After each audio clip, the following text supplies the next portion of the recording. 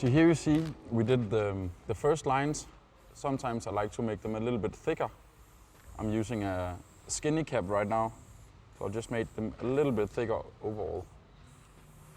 And these neon letters, they work best when you're doing it on a darker background. It doesn't have to be black as the one that I just painted here. It's just to maximize the effect for you to see it. So now we actually have this first line of the white. I always start out with the white. Now we are taking one of the middle nuances, or maybe one of the darker nuances of red. And then we are gonna dust it all over the sides. So we are making dust all over that are following the shape.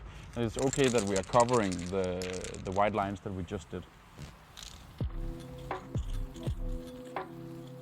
So now we are making all the things that makes it look like it's shining.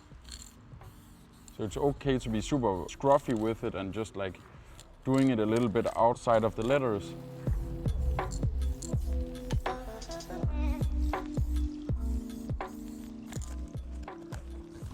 So now we made a heavy line of dust, and as you can see I was quite thoroughly making it because it really needs to be a lot that we are gonna do. Now we're gonna take a black can and then we're gonna make a drop down shadow. The thing on these neon letters that actually makes it the most, that creates the effect. So I'll just get a black can and then I'll make it. I'm just gonna duplicate everything that I just did, but just as a drop down shadow down to the right.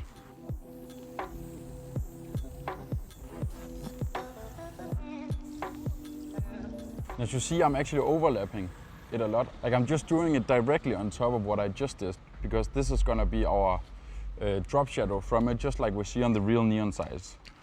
Now you're taking one of the lighter colors of the red, then you're gonna redo the first white shape, but just in this lighter red.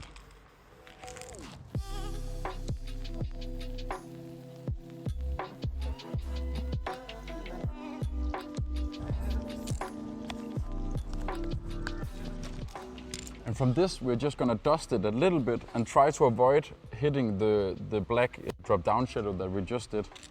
It's okay if you do it, but try to avoid it.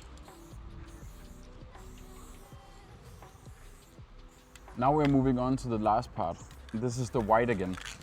So now we want to, in the first try, to make one sharp white line on everything. This is gonna be our neon sign, like the neon tubes that are actually running.